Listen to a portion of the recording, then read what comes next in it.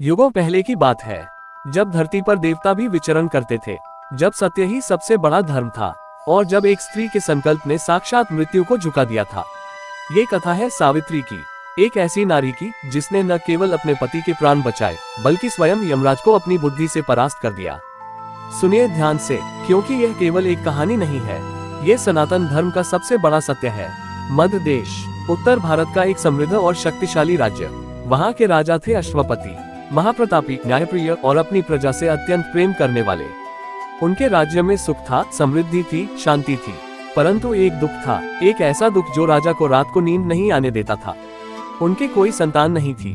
राजा अश्वपति के महल में सब कुछ था, सोने के महल थे, हाथी घोड़े थे, विशाल सेना थी, परंतु जब रात को अपने खाली महल में अकेले बैठते थे तो उनका हृदय एक अजीब पीड़ा से भर जाता था।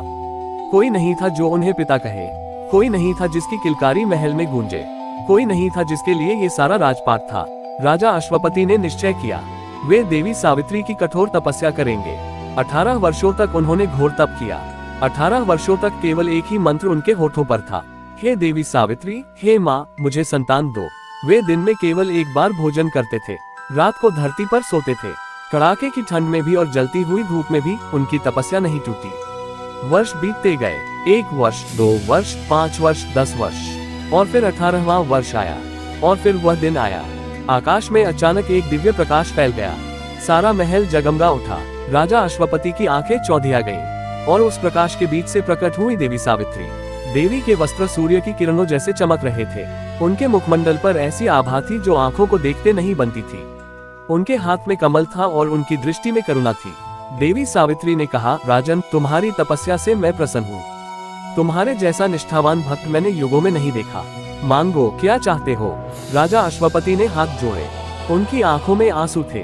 वे बोले, माँ, मेरे राज्य में सब कुछ है, धन है, वैभव है, यश है, परंतु मेरे घर में कोई किलकारी नहीं गूंजती, कोई मुझे पिता नहीं कहता। देवी, मुझे पुत्री दो, एक ऐसी पुत्री जो तेजस्वी हो, बुद्धिमान हो और जिस पर मुझे गर्व हो। देवी सावित्री ने मुस्कुराकर कहा, तथास्तु राजन, तुम्हारे यहाँ एक ऐसी कन्या का जन्म होगा जो संसार में अद्वितीय होगी। वह मेरे ही अंश से उत्पन्न होगी, उसे संसार सावित्री के नाम से जानेगा। परंतु राजन, ये कन्या साधारण नहीं होगी, इसका भाग्य असाधारण होगा और इसकी परीक्षा भी असाधारण होगी। देवी अंतर्धान हो गईं और कुछ महीनों बाद मध्य देश के राजमहल में एक कन्या का जन्म हुआ। जन्म के समय ऐसा लगा जैसे सूरज धरती पर उतर आया हो। पूरे महल में एक दिव्य प्रकाश छा गया। दासियां दौड़ती हुई आई और राजा को सूचना दी। राजा अश्वपति जब अपनी नवजात पुत्री के पास पहुंचे और उस छोटे से चेहरे को देखा तो उनकी आंखों से आंसू बह निकले, खुशी के आंसू। उन्होंने अपनी पुत्री का नाम रखा सावित्री। सावित्री बड़ी होने लगी और जैसे जैसे वह बड़ी हुई, सबने देखा कि यह कोई साधारण बालिका नहीं है। उसकी आंखों में एक अजीब सी गहराई थी, उसके चेहरे पर एक ऐसा तेज था जो देखने वालों को रुकने पर मजबूर कर देता था। उसकी वाणी में ऐसा माधुर्य था जो सुनने वालों के मन को शांत कर देती थी। वह बचपन से ही वेद पढ़ती थी, ध्यान करती थी, धनुर्विद्या सीखती थी और राज्य के गुरुजनों से ज्ञान प्राप्त करती थी। जब वह 5 वर्ष की थी तो गुरुजन कहते थे कि यह बालिका हमसे भी कठिन प्रश्न पूछती है। जब वह 10 वर्ष की थी तो राज्य के विद्वान उससे शास्त्र चर्चा करने आते थे और जब वह 15 वर्ष की हुई तो सारे मध्य देश में उसकी प्रसिद्धि फैल गई। समय बीतता गया, सावित्री युवा हो गई और तब राजा अश्वपति के सामने एक नई समस्या आई। सावित्री इतनी असाधारण थी, इतनी तेजस्वी, इतनी बुद्धिमान, इतनी सुंदर कि कोई भी राजकुमार उसके योग्य नहीं लगता था। हर राजा, हर राजकुमार सावित्री को देखते ही मन हार जाते थे।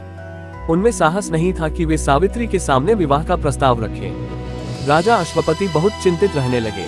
एक दिन उन्होंने अपनी पुत्री को बुलाया और कहा, सावित्री पुत्री, तुम विवाह योग्य हो गई हो, परंतु तुम्हारे लिए कोई योग्य वर नहीं मिल रहा।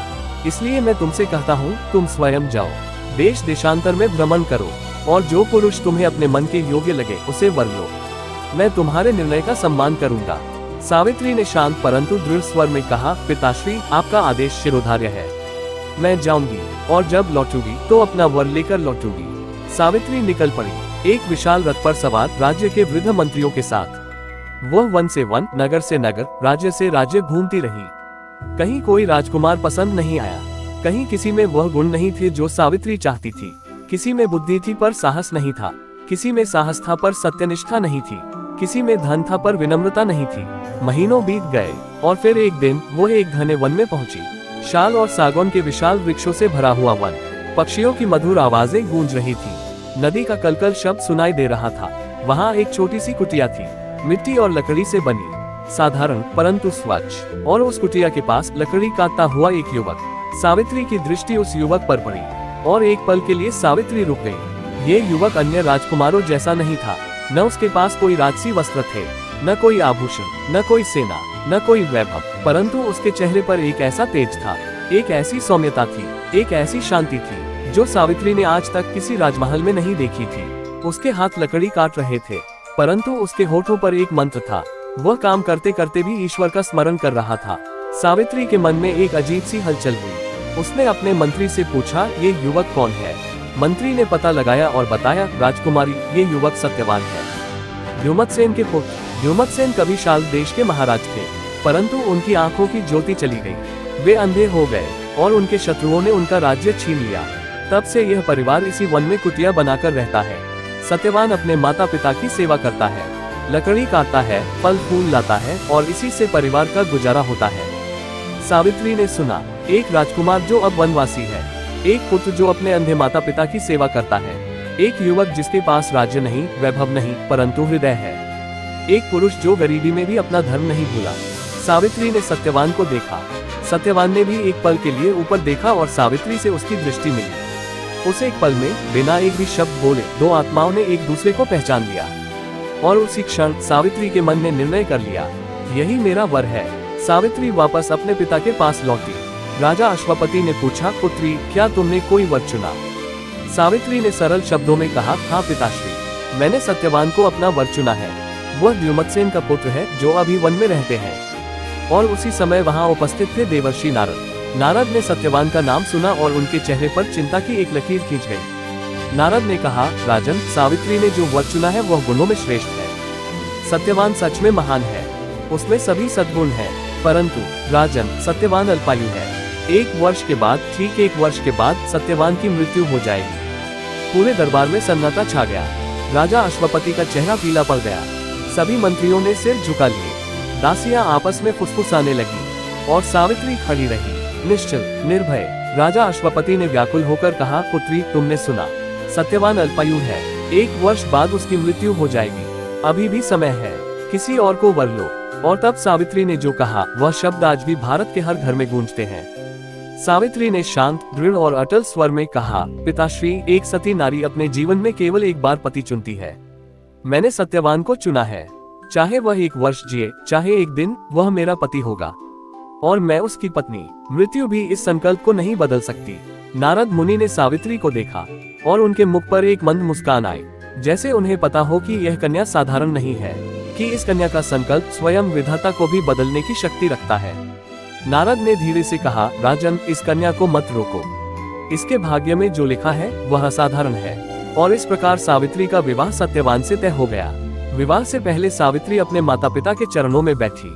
रानी ने अपनी पुत्री को गले लगाया और रो पड़ी। राजा अश्वपति ने अपनी आंखें पोंछी। सावित्री मुस्कुराई। उसकी आंखों में न भय था, न दुख था, केवल एक दृढ़ संकल्प था, क्योंकि सावित्री ने एक और निर्णय कर लिया था जो उसने किसी को नहीं बताया। एक गुप्त निर्णय, एक असंभव संकल्प। वह जानती थी कि सत्यवान की मृत्यु 1 वर्ष बाद होगी और वह ये भी जानती थी कि वह इसे होने नहीं देगी, चाहे इसके लिए उसे साक्षात यमराज से भी टकराना पड़े। सावित्री उस वन की ओर चल पड़ी जहां उसका पति, उसके सास ससुर, उसका नया परिवार उसका इंतजार कर रहा था। एक राजकुमारी जो अपनी इच्छा से वनवासी बनने जा रही थी, एक पत्नी जो जानती थी कि उसके सामने सबसे बड़ी परीक्षा आने वाली है, और एक स्त्री जिसके संकल्प ने पहले ही मृत्यु को चुनौती दे दी थी। अगले भाग में आप देखेंगे कि सावित्री किस प्रकार उस वन में रही, कैसे उसने अपने सास ससुर की सेवा की, कैसे उसने सत्यवान से प्रेम किया, और कैसे जैसे जैसे वह अंतिम दिन निकट आता गया, सावित्री ने अपनी तैयारी शुरू की, उस दिन के लिए जब यमराज स्वयं आएंगे उसके पति को लेने। ये थी सत्यवान सावित्री कथा का पहला भाग। अगर आपको हमारी कहानी पसंद आ रही है तो लाइक करें, शेयर करें और कमेंट में जय महाकाल जरूर लिखें।